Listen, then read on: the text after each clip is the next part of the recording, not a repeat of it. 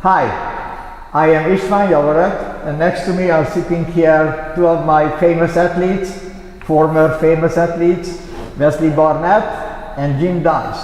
And they were here with me when I started in 1987, the JCCC weightlifting club. They were the founding members of the club. And then also they were the athletes who achieved more, and then they went to the USA Olympic team, and then they participated also in the Pan American Games.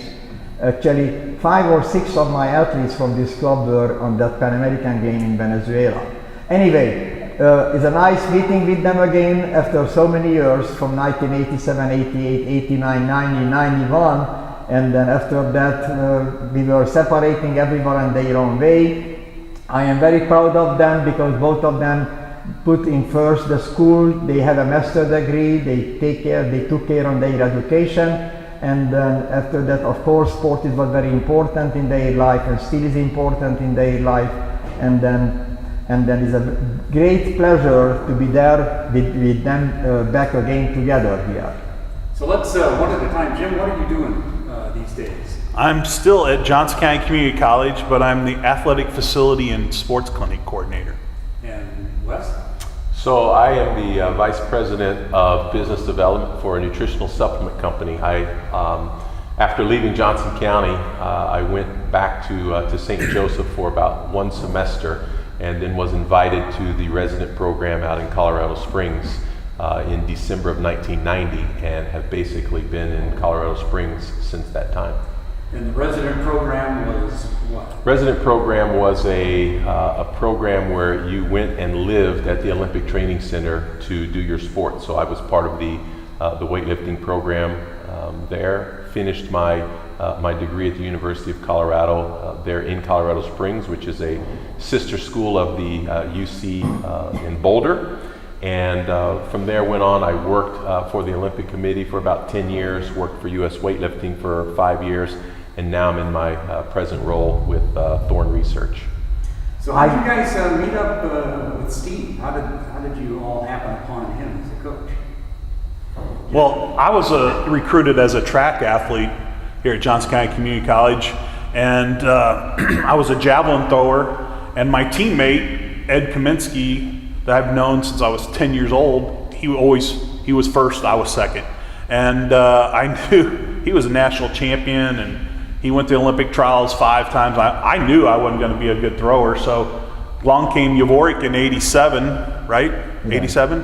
And then I started weightlifting and was successful at that, and it just grew from there.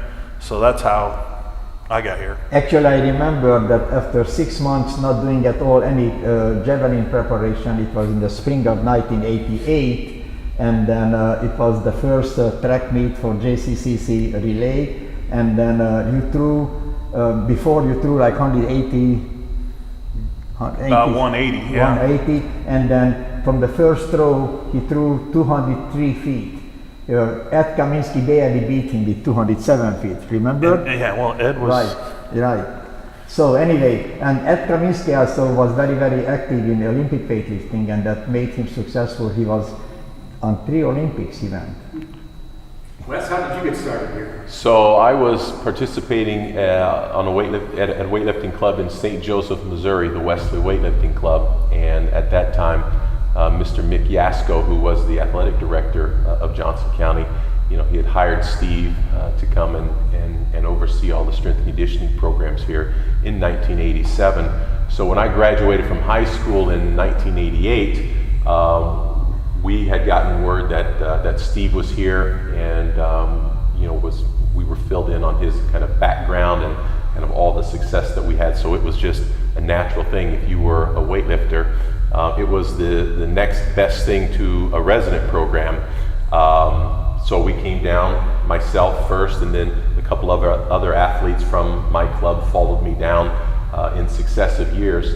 And I spent 2 years here, and I credit Steve's program for really laying the foundation of my career. First with Dennis Sneeden in St. Joe, a great foundation, and both he and Steve, they weren't the type of coaches who were really, they wanted you to lift big weights, but lifting heavy weights wasn't of the utmost importance at first. Many coaches, I think, for their own ego, want to see how much they can have their athletes lifting just as soon as possible.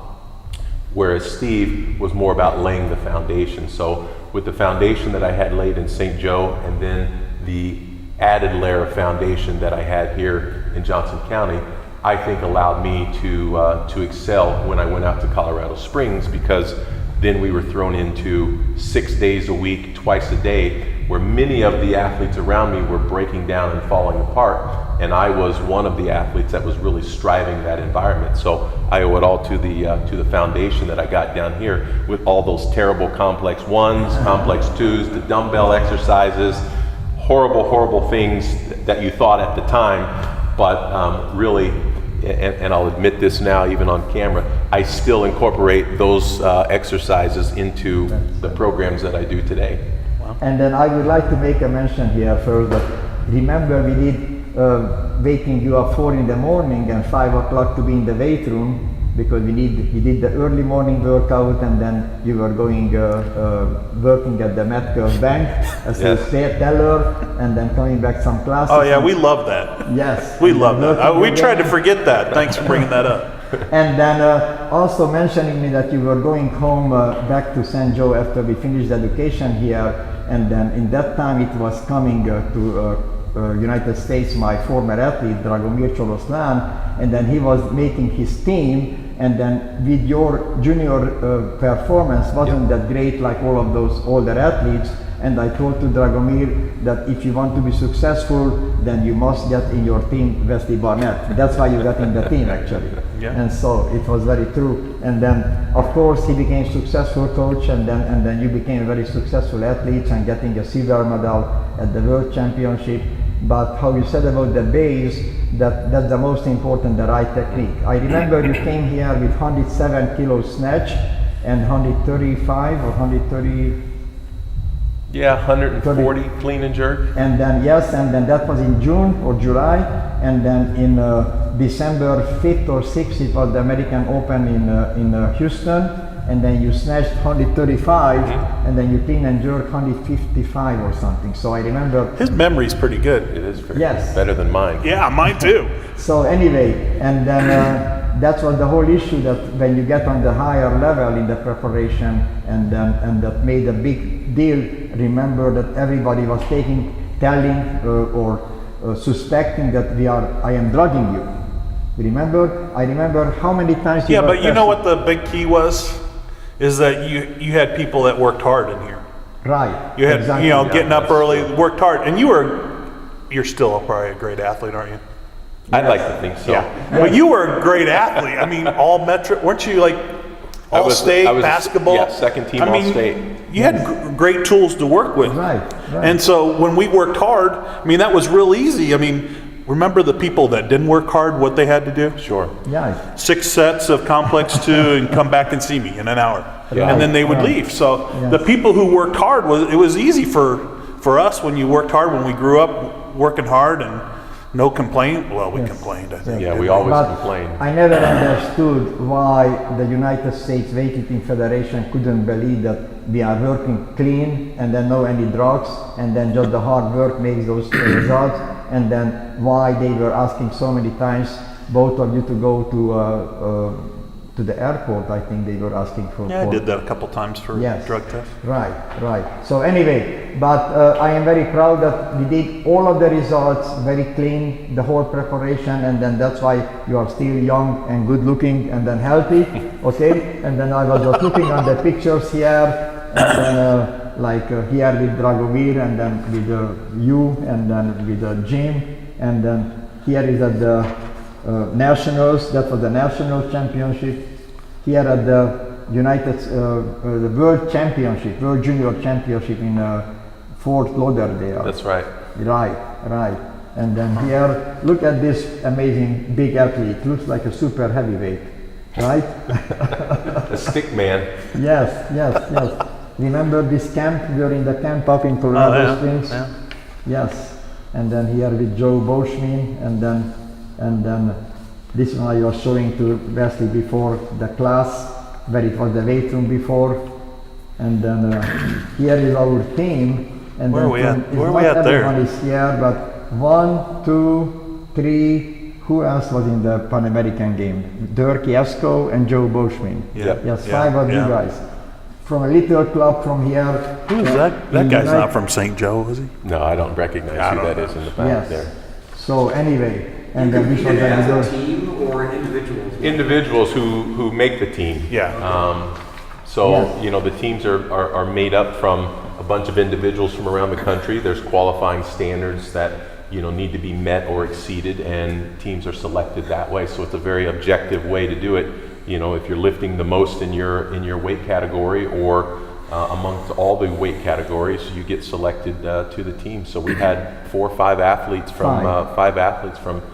from right here in Johnson County Community College on that team. And as individuals, you would do well enough that Steve's club would get noticed just because so many of the members of the team did well at these competitions. Right. Sure, Yeah, sure, yeah. sure. We had a good club, and as Jim mentioned earlier, I mean, people that weren't afraid of hard work, and I think that's really what it boils down to, is being able to, you know, sort of embrace suffering, and the nastier it was for everyone else, you know, the more we embrace that, and but in a very smart, very logical and methodical way. But you know, a lot of people, as the expression goes, when the going gets tough, you know, some guys, you know, take off and go find something else to do, where the tough kept going, Yeah. and Right. that was a big part of our success, for sure. Yes. Yeah. And then, you know, everything is the organization, how you make discipline, hard work, very take care of education. When I was at Texas A&M, before I came here, I won the national collegiate championship with track athletes. All of them were track athletes. I came here, I got all of these athletes around me, and then we won again the nationals. Then we went, I don't know where, to other city. We won again the nationals in 1989, and then so Arizona. Arizona. And then when we went to Tempe, Arizona, Right. Collegiates. 3 of us won it. Collegiate, right. But we won the team also. We won the team because the 3 of us Won the first. won that. That was a lot of fun. So Tempe was a lot of anyway, fun. And then, unfortunately, you know, weightlifting wasn't supported by colleges. And then I tried to make it to be a college sponsored sport, but was not.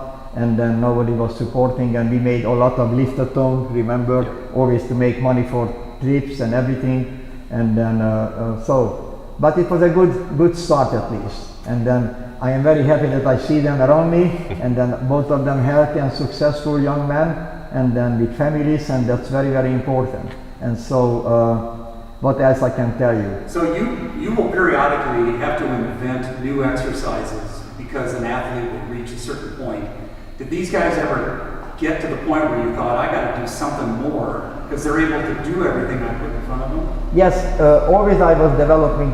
I had in my mind new kind of ideas, and I tried to import in my programs.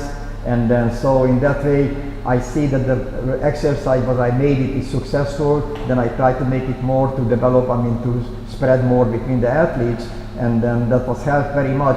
You need to get innovative, to get always innovation, new things to find. If it's good, if it's not good, forget it. But I had a good background already on my own. I did a lot of experiment, and then back in Romania with Dragomir, I developed a complex one. He became European record holder with that exercise. Actually, it helped him so much to improve. And then now I have new programs for them already, the aging youth conditioning program. So, Wesley, you mentioned that you had heard of Steve in St. Joe, that he was coming to Johnson County Community College. His reputation was out there, or how did you find out that he was somebody to go work with? No, absolutely. His reputation was out there because, again, the former athletic director, Mr. Mick Jasko, he was the one who recruited Steve and really kind of let us know that Steve was going to be here. And with a background like that and the success that he had, like I said, if you wanted to be a weightlifter, this was the place that you would come.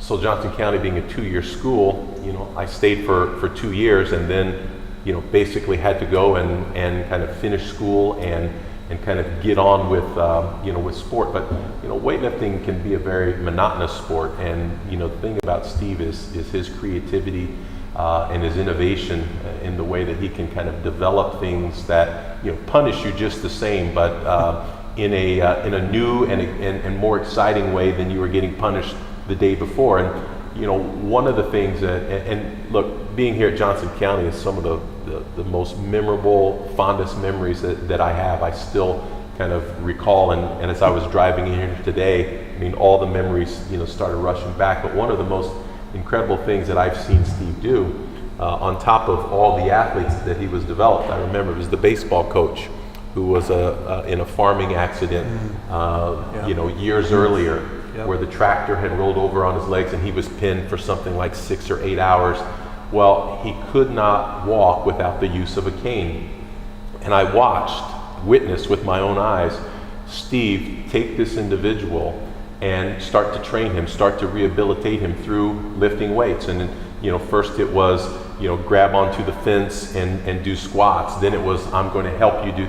And through all of these kind of techniques and exercises and those sorts of things, I don't know what the time frame was, but it was under a year. One day the guy comes in with his cane, the coach comes in with his cane, and then he stops and throws the cane away and shows that he was now walking under his own power without the use of the cane. And that has stuck with me my entire life, and it was that moment that solidified for me the genius that Steve is, and the creativity that he has in creating these workouts, not to only help you succeed in sport, but also in life. And it's one of the most fascinating things that I've ever seen, and just remember that for now, almost 30 years later. Thank you very much. It's very right and true. And then the guy came, his right leg was like a stick, no any muscles. And first thing I was checking if he has nerves, and he had the nerves. I said, why isn't there any rehab? He said, they told me that I will be in whole my life in this way. So I said, no, you have nerves in your muscles.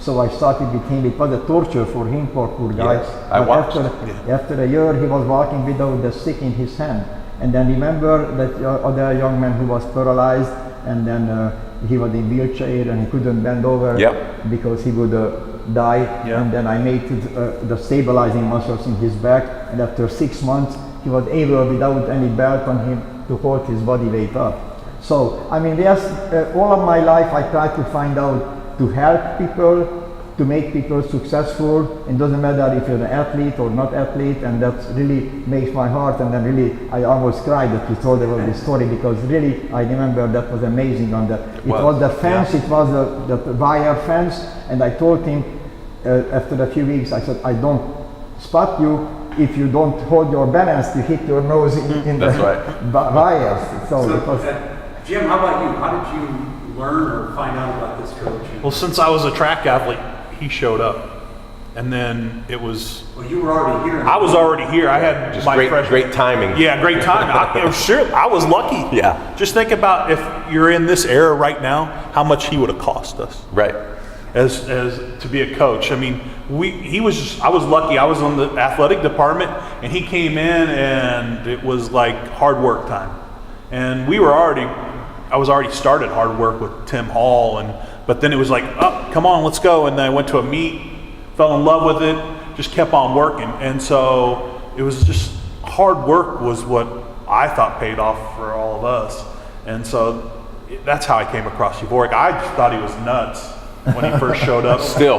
Yeah, well, okay. Still maybe. He's still, the jury's still out on it. He says it's all luck, but Jim and Wes were both hard-working athletes, right? Not everybody was able to grab hold of the program and take it. So the whole issue is this is a natural selection, right? Like Darwin said, that the good survive, the strong survive, the weak they will disappear. So in any sport it's the same way. There are so many talented athletes, but they don't have the heart. That's they right. don't want to do the hard work. So that one has to get together the hard work and discipline, and then to have a motivation to do something. You are not motivated to be like myself. I was playing on violin, not that good, but I played on violin, and then when they were humiliating me to press my violin bow overhead, then I said I will be an athlete. Then my wife said, "You are like a mosquito." I said, "I don't care." So, but I was motivated. So the motivation is very, very important. Was there ever a time when you wanted to quit? It was too tough, or you saw the rewards of the work, and so you kept with it? Well, I know, I think what made it nice was that we had a team. Yes. Because we would hang out, we did things together. We had a bond because we were going through the same stuff. You know, my brother was on the team later, and it was nice having those guys, and we hung out. I remember Wes coming over to my parents' house and having a Brontosaurus burger with my family, and then we went to Colorado Springs, drove. What kind of car was that? Was it your station wagon? No, that green thing you had that the tape. Remember coming back, that tape got stuck, and we listened to the same song over and over. It was a 1979 Plymouth Horizon hatchback. So misery loves company, right? Yeah. So you have people that are, kind of in the foxhole with you, doing the things that you do. But I can't say that there was ever a time until, much later in my career when, the injury bug hit me and that sort of thing, where you're just like, really looking forward to the end, of your career. But, while we were here, I mean, I'm 18, 19, 20 years old. I felt I was like Superman, and there wasn't enough work that I could do. So there was never any thoughts of quitting. It was just like, hey, we know that this is, the very beginning, and, how far we go is going to be determined by, how much we want to, effort that we want to put into it. And Jim had mentioned something about the tape being stuck, but something else Steve helped with culturally as well, because he was busy with classes all day long. So I used to drive his wife, Julia, back and forth to work and home and whatever. And in Steve's car, and he had, I don't remember the year, but I remember it was a Subaru. Oh, yeah. And it had, close to 200,000 miles on it. And he was so proud that this thing, would start and go and whatever. But that was stuck on Conway Twitty. So I was able to learn, I think every song that Conway Twitty ever recorded, and knew all the words, and I'd go back and forth, up and down the highway. So not only was he helping you physically, but also culturally as well, with my introduction into the Conway Twitty country music genre. Right. And then you remember that what was my sticker on my car? No. What? Russia.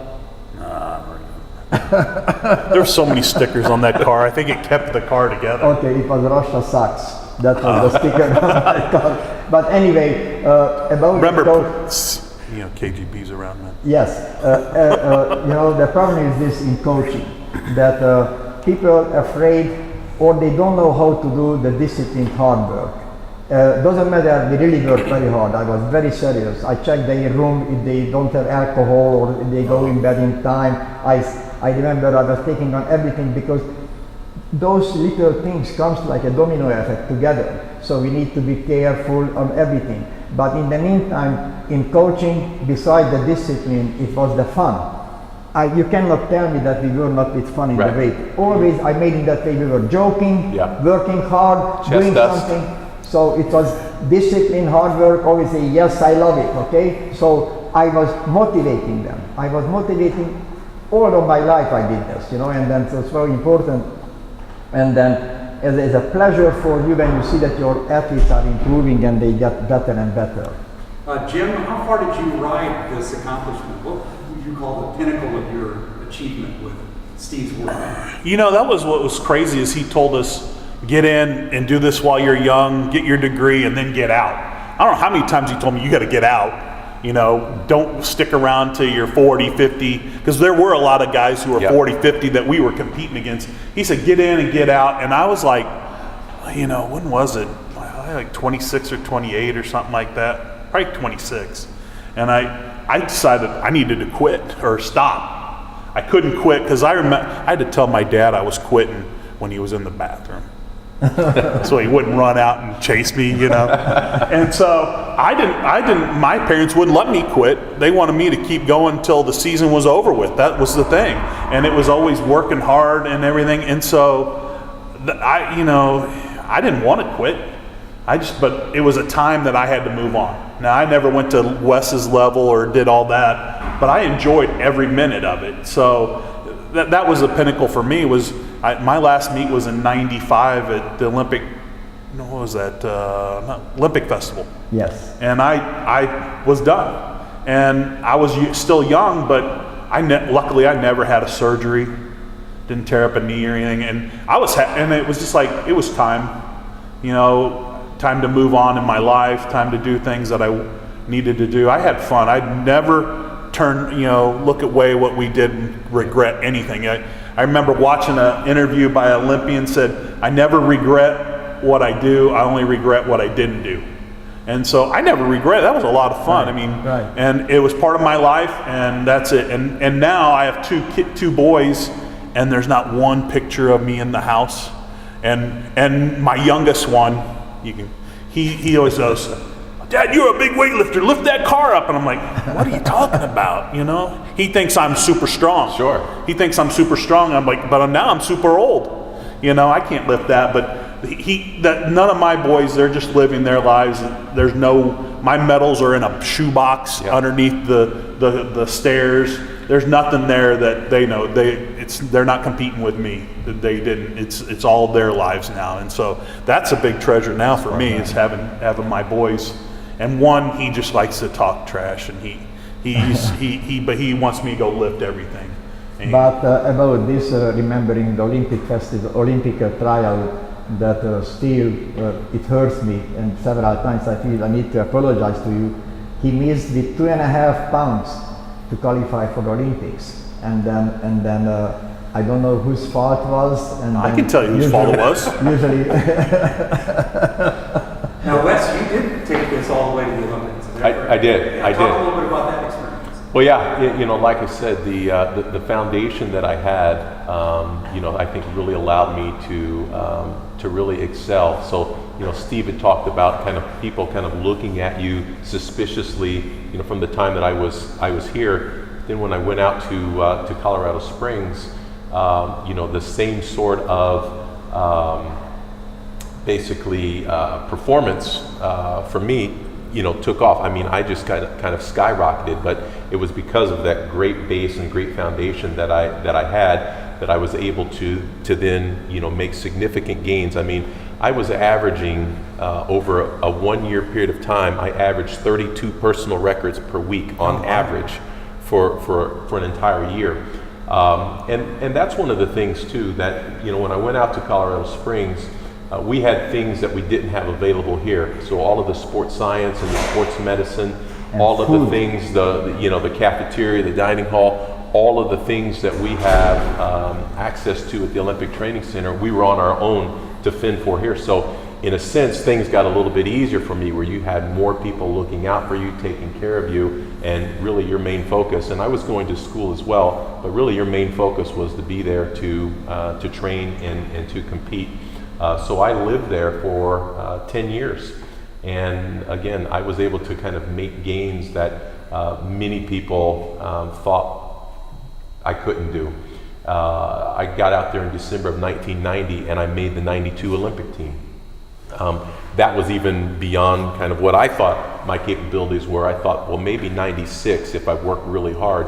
But when I got out there and in that first year was able to take off, I did it. And through there, I was on 5 or 6 or 7 World Championship teams, 3 Pan American Games teams, and probably now will be the most decorated Pan American athlete in history, simply because in my era, you got medals for each lift, the snatch, the clean and jerk, and then the total or the overall. So I amassed 9 medals over 3 different Pan American Games, where now you only get 1 medal for the overall. You don't get them for the individual lifts.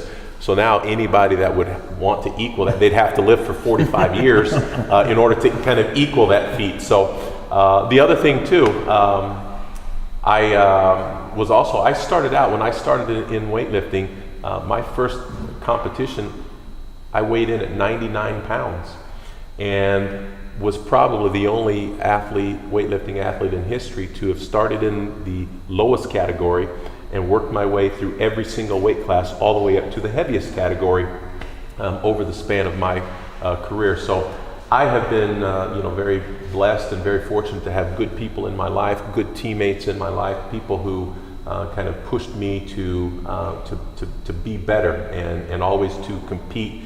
Because where I grew up in St. Joe, Missouri, at the Wesley Community Center, you had to be tough. You had to be able to take your lumps. You had to be able to talk trash.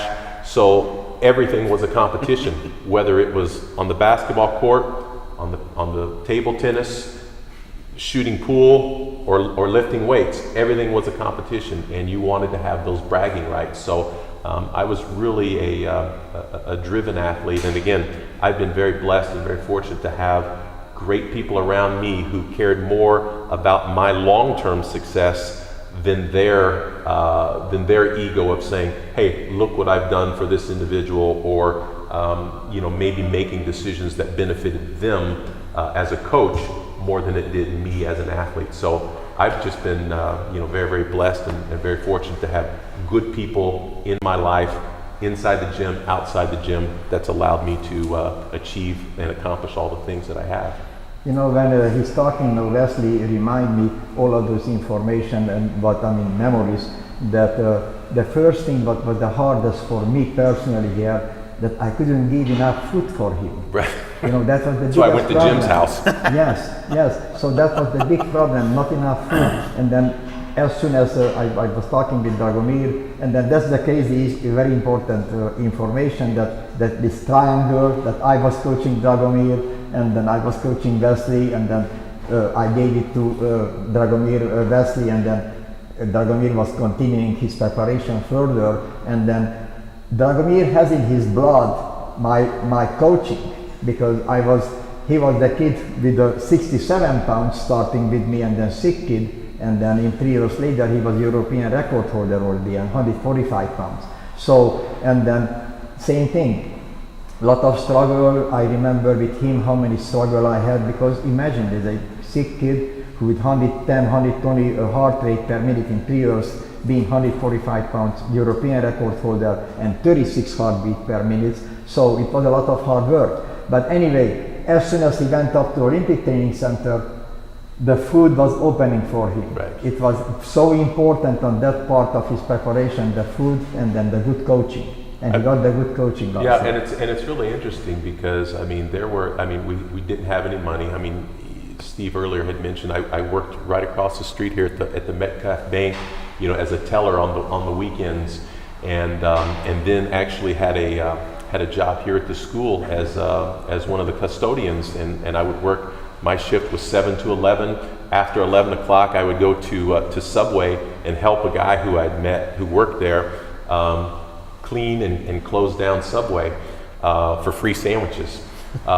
So there would be times here where I would go, and so I learned a lot about, humility. I learned about suffering, and I've learned about, life, here in this place, because there would be times where I couldn't afford to eat, and I would go 2 days without eating anything because I didn't have the money to buy. But I would still come in and train, and I never let anybody know kind of the situation that I was in. But I think it really made you tough, made you appreciate the things that you have now in life, because without that kind of suffering, if everything had been handed to you, to me on a silver platter, who knows where I would have gone. But the lessons that I learned about being able to work for everything that you get, and working hard to achieve the things that you want, and being hungry sometimes, it really helped to kind of build character. And when those things were then offered to me, where I had access to a dining facility that I could eat as much as I want anytime that I wanted to, it was something that you kind of really appreciated and really respected and didn't take for granted, because you had those memories of what it used to be like. Coach, last word to you. Let's wrap this up. What would you like to say with these guys? Yes, I am very, very happy to have this young, good-looking, like all three of us, young, slim, and then good-looking. So, and I hope that the next I hope that you will be alive and then make the next YouTube videos 30 years from now. Thanks, you guys. Thank you. Thank you. Thank you.